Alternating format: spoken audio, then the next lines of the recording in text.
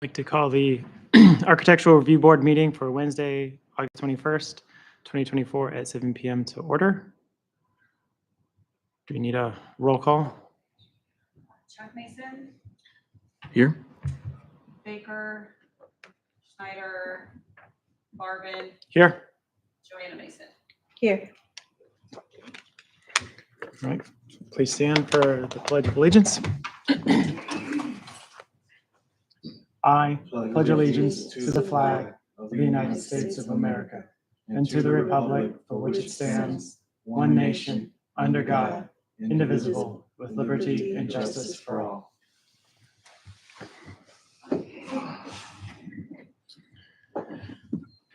All right. The next item on the agenda for tonight is citizens' time. You wanna present your- Yeah. Okay, so sorry to barge in here without any kind of a form here, but however, I do have some questions. So the policies that are already in place in Haymarket with signage. So I own Cookies and Cream and Ghosty Concepts. So I'm in the process. I've worked with Thomas to get the paperwork, but one of the things I saw, there's no signs on the roof. Okay, so when you drive down 55 and the martial arts and Zandras and ours were blocking my storefront completely. So if it can't go on the roof, which would be ideal for both signs, Cookies and Cream and Ghosty Concepts, cool. What can we do then? Because at this point, I don't know what's legal and I don't want to, like, I'm working all day, chef. Like, I don't have time to draw pictures. He saw my last pictures. They were terrible. So if I can just get more of a clear direction, then I can go back, draw some pictures, meet you guys in the next meeting, and then you guys can see if it's approved or not. But I need to know where to start. So if a rooftop sign is no go, no matter what, fine. Then I got to put something in the ground. It's got to be so I can see it, so people can see it. So next time I can show you pictures of what the parking lot looks like full. So then you guys get it. But if you guys drive down there at any time after 6 o'clock and look over, you're not going to see Cookies and Cream. So we do have a sign now up front. Cool. But now it's more so when people just drive by. So that's all I'm here to ask for. And that's it. So. Okay. So it sounds like you're, once the parking lot's full, then it kind of obscures Cookies Yeah. and Cream and goes to the concept. Okay. Is there language in the zoning ordinance about signage on roofs and everything? Okay. Yeah, I mean, we can certainly take a look at what our zoning ordinances have. We can work with Thomas and we can figure So I something. believe that's fine. Okay. But I believe it does state that there is no rooftop signs permitted. So that's why Okay. so we can either remove that, or if you guys let me know what I could do. So like a sign in the ground up that has it, visible. I don't know if that's allowed. So that's where I'm at, where I'm trying to just figure out what would be the best thing that you guys would approve, and then I can do the design. And because going back and forth, Thomas is busy, I'm busy, so. Right. And I know we've had discussions in the past about overall height and dimensional parameters of signs, and we've actually turned down previous applications because of like just in terms of like scale and massing were just too big, and they were close to essentially the corridor, like the street. But we can work with Because you. I'm so further back. Right. So like the sign that's on the street right now. Yeah. So the sign that's on the street right now, that's Thomas and I work together on that project. So that's perfect. Everything's cool. So if I just don't know what I can do. So, or if there's like, if we can look at the rooftop for that, like, where it's not big, it's just like, I don't need a bear up there holding ice cream. I just need the name. That's it. Mhm. Again, correct me if I'm wrong, but I mean, I think part of our responsibility is also to help you come to, some kind of reasonable, accommodation, and Yeah. so I mean, and we're probably gonna need to get together and try to figure out what's doable in concert with you. I will say I appreciate the fact that you actually come forward and bring the problem to us before you try to solve it on your own, and so that's really cool, and we really appreciate Yeah, that. man, I'm not, I'll ruffle feathers, but I'm not trying to do it purposely. So I'm a business guy. I want to keep going, like, and with all due fairness, and Brewster's came in and, hurt cookies and cream this year, flat out. So I got to be able to compete. Mhm. So signage is going to help me. I'm not trying to take nothing away from them. We still got best ice cream 7 years in a row. So when these ice cream parlors come in our town, it's cookies and cream. But the new people that are coming to town, they pass us. Sure. And that's where I want to pay you guys more money. So help me get that sign up. So I'm always going to do that. I'd rather work with you guys than have you guys come down there and find me and stuff like that. Like, I don't got time for all that. So Same here, that's what we're here for, so. cool. Yeah. All right. All right. Cool.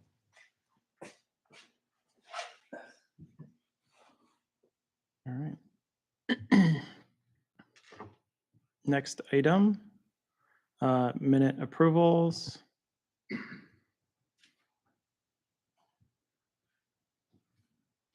I have a motion to, I motion to approve the minutes from, do I need to spell out which minutes? Let's see, where is that? July 17th meeting. Thank you. A motion to approve the minutes from the July 17th, 2024 meeting. I'll second. Do we need to do all in favor? All in favor? Aye. Aye. All right. Motion passes with 2 absent. All right. Next agenda item. ARB guidelines discussion. And Thomas, do you want to take it away? Yes. So I'll just give a brief recap about the July ARB meeting, what we discussed then, and an additional comment from the August Planning Commission meeting that took place last week. So in the July meeting, we mostly went over general updates that I provided to the board for the guidelines. Much of the comments focused on appendix references, town code, zoning ordinance references, other items talking about administrative approval versus ARB approval, those kinds of things. So I've brought back to the board a couple of my updates in that regard. I also spoke to the Planning Commission about part of what we talked about a lot was adjusting the historic district overlay along with updating the guidelines. And I know those kind of go hand in hand. If we change the overlay, it kind of changes the language of the guidelines as well. So I brought the idea in the draft map that we worked on or coordinated with as a board to the commission. The responses were positive by the commission. There was some discussion about should this fall under just this zoning text amendment with the change of the historic overlay map, what that would require in terms of public input, public outreach, those kinds of things, and additional using the comprehensive plan as a reference for that update as well. So we're still in discussion with the commission on that, but overall it's been positive feedback so far. I will say I also met with Ben Barbin earlier about these guidelines updates that I provided in the agenda this week. We talked a lot about, and I can let you speak on this as well. We talked a lot about, along with the minor updates that I provided, a lot of structural changes to the way the guidelines are outlined, those kinds of things. So I don't necessarily have packet page references for you, but in our discussions, we can talk about as we follow along in the packet pages, the different references that Ben and I discussed. So I can turn it back to Ben for your comments. Yeah, so I think I think overall, I went through and kind of marked up a couple items, and I think just some of the overall comments for Thomas were just to try to kind of condense, make things a little bit more concise, so it's not repetitive. Also, make it clear because I think there've been a couple times where we've had architects or other homeowners, property owners, and that there was obvious frustration and difficulty trying to navigate the guidelines. They thought one thing, they came here and it was like, no, do this, that, and the other thing. And I think ultimately, even though we're on the architectural review board, these guidelines are not intended for us, right? The audience is intended for the homeowners, property owners within the town. And so I think we need to make it clear for them, make the process a little bit clearer and kind of identifying what COAs are required for architectural review versus admin approval and things like that. And so I think we just kind of went through a little bit heavy, detail oriented on a deeper dive on some of this and just some overarching things too. So hopefully, sounds like Thomas will move forward, incorporate some of these edits, and I think this will just kind of be like a work in progress as we kind of navigate through. Yes, definitely. Additionally, I still owe the board an updated historic structure inventory list, as we talked about a lot in previous meetings about the definition of what historic structure is in the town of Haymarket, any building constructed before 1950. I'm still working on updating that inventory list and also providing a map to the board of that inventory. So in the next meeting, I'll have that as a deliverable for the board's review. Additionally, I wanted the board's consideration or input as well on, we discussed a lot in the zoning ordinance, there are a lot of, for signage as an example, since we brought it up earlier, there are a lot of visuals already provided in the zoning ordinance for signage.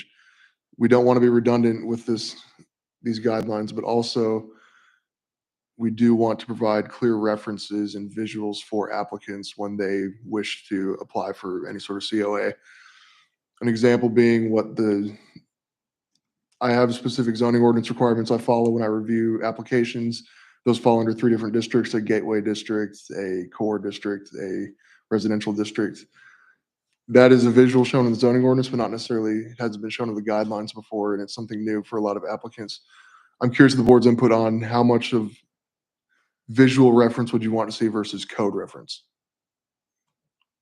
for items like signage applications, general diagrams, those kind of things. Indicated earlier about the audience. I mean, it sounds like that, something visual. Yeah. Helpful. So I mean, I think it's a good idea. Okay. I'll work then to incorporate more visuals, and then we can select from that as well. Yeah, and I know Thomas and I talked, and I looked at like the town of Warrenton's historic guidelines, Leesburg, and they're all very visual heavy, and architecture is very visual, right? Yes, It yes. makes you feel based on what you see, and so I think incorporating that into these guidelines that are very narrative heavy. I am an actual very visual individual, and so when I see lots of text, it tends to, I get bogged down in it. And so I think having those visuals will help explain to a wide range of individuals. So, yeah. And then the explanation for code, which kind of marries with the visual, because I mean, if we're speaking to an audience that is not obviously a part of the architectural review board, it's kind of foreign, to kind of understand what the code is. So we need to guide them on that. Definitely. Any follow-up comment? No, that's good to go. Thank you. Additionally, I just wanted to bring this up. Marshawn isn't here, but I'll try to quote him as best I can. We've talked about tiers in terms of what a historic structure is, contributing structure. One of the items that I wish to update and I provided for the board tonight was I switched a lot of the noun building and structure. Those have been kind of used interchangeably in the previous guidelines. The way Ben and I have been discussing this is buildings have a much more strict definition, whereas structures and then even resources, it's a much more broad definition. I'd like the board's input as well on how explicit the zoning ordinance says any buildings before 1950. I'm curious about your input on the use of the word structure in this. Is the definition in the so yes, I think that's going to get lost in translation. I mean, because when you say to me building a structure, they tend to sound the same, like you said, and hence why I guess that's why they've been used interchangeably. And I'm assuming that building or structure by definition also incorporates like housing as opposed to commercial. Yeah, I guess something that would kind of help. I think defining, so like typically in my field of practice, in my profession, like any sort of residential, commercial that would be considered building structure would be more or less like a pavilion, gazebo, something that's not necessarily Okay. an enclosed. It could be a chimney, you know, so something that's like freestanding but not necessarily enclosed and meant to house or occupy with individuals. Um, and then like resources is something even more loose if there's like a historic, um, I don't know, sign, or for example, we have that rail car, right? You know, I would classify that as a historic resource. And so I think again, and this kind of goes back to the guidelines. If we have more definity and definition, so we can kind of navigate this. But I think for the most part, it seems like a lot of our inventory is really more building based than structure and resource based. And so I think it's probably one of those things where they originally followed down the path for the interior, the Secretary of Interior standards for the various treatment plans, and then kind of diverge when everybody else kind of put in there. So um, I think as long as we're consistent, I don't think it's really going to matter if we say building or structure. I think as long as you just pick one and stay there. Definitely. I agree with what you said about the inventory as well. Just briefly in perusing the zoning ordinance, when it talks about non-conforming usage, signage, structures mentioned a lot more than building, in that to add that broad definition to account for all the situations that we face in terms of case review. Okay. So I'll make sure to keep that definition consistent. So would a glossary or something help? Yeah, or I mean, even if you kind of just like at the very intro, because I think like lots of times you say like what like the architectural review board here on it, and like herein thereafter is like ARB. I think even if you kind of classify it Right. that way, Yeah. just moving forward. In the spirit of what we were saying about, just simplicity and just not necessarily intuitive to me as somebody that's Yeah, not in your occupation. yeah. So Great. Cool. Those are the main items. And if the board has no other comments, I'll take the deliverables that I said I would give to y'all and your comments, and I'll provide the changes in the next meeting. sounds Awesome. good. If you'd like as well, I've spoken to Ben as well. I'm going to, once I make these updates, I'll send them to him prior to putting it on the agenda. That's an open invitation for you all as well, for me to send it over for your comment. I think I'm good to go based off of what you brought up. Okay. Yeah. Great. All right. Old business. The certificate of appropriateness for demolition for the two shed structures has been issued. Okay. Still working with them on zoning and the plan review that hopefully they'll be submitting soon. But otherwise, they met the conditions that were set forth for Okay. that. The language of the approval that was split up between the portico and the other exterior application for the resident Mhm. application, that's been updated as well in the approval. Otherwise, as far as old business, the exterior for Lifetime Smiles has been completed. The building's almost there. Hopefully, they hope to be open by mid-September, or let's soft opening at least for one of the offices. So I'll provide the board and council more solid updates as I work with the applicant on that.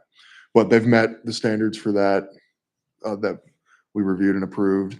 Taco Bell is still waiting on exterior drive-through features. I've issued temporary zoning release so they can still function as a business, but we're still waiting on some of the county applications to go through with that. So as far as old business, that is all I have. All right. New business. Other than guidelines updates, if you have anything else. Oh, okay. I am going through and issuing some zoning compliance letters to some businesses. It mostly revolves around temporary signage, those kinds of things. But I'm working to make sure that any sort of use that wasn't approved or is not allowed in the town is enforced and Okay. removed. So as far as in terms of what's brought to the board, nothing yet. terms of exterior elevations for new projects, nothing like that. Okay. So So then was that so that's all new business, Yes. anything with planning commission? the only other planning commission item aside from me bringing the draft historic district overlay is we've been reviewing a special use permit application from Chick-fil-A. So there's the landscaping buffer between Chick-fil-A and the Virginia National Bank parking lot. They're proposing or applying to remove that landscaping buffer and add a bypass lane to increase efficiency within that drive-through area. They would also take or extend the landscaped island on the north side of the lot to make it a one-way exit point instead of the two-way entry exit point onto Crossroads Village Boulevard. Okay. So that's still currently under review. Planning Commission's asking for a few more items Okay. from them. So that's all from the Planning Commission. All right. Town council updates.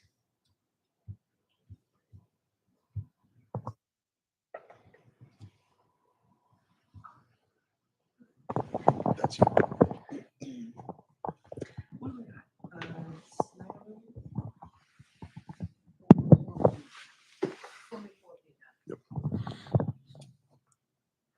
one moment. While that's pulled up, is that we've also started, we've had a pre-construction meeting with a contractor for the town park sidewalk. So we're working on breaking ground for that. We're excited to have that project go underway. The storage is going to be mostly the easiest access point off of Washington Street, not the far point to access the playground parking, but just that main access point to the town park building. So construction should commence on that very soon. Looks like it's already started this morning. Looks like. Yep. Yep.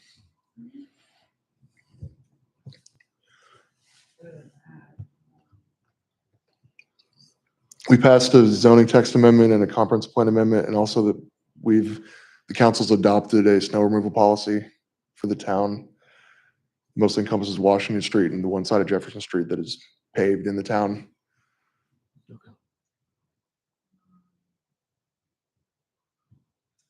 Finalizing military banner program details. Again, 2025. Say that to them. What was that? Speak into your microphone.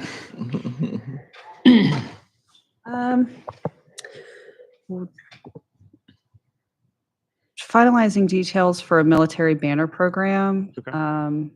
Since there was nothing really concrete, it was started by a Boy Scout a few years ago. So there's nothing really to go by. So we're working out the details of that to begin it in the new year. Okay. So that application should be worked on and finalized soon.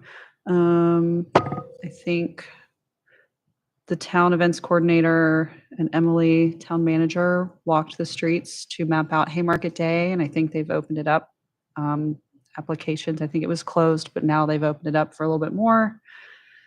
Other than that, summer concert was good. Okay. So, yeah. And yeah, I don't think there was anything else notable, but so yeah, that's about it.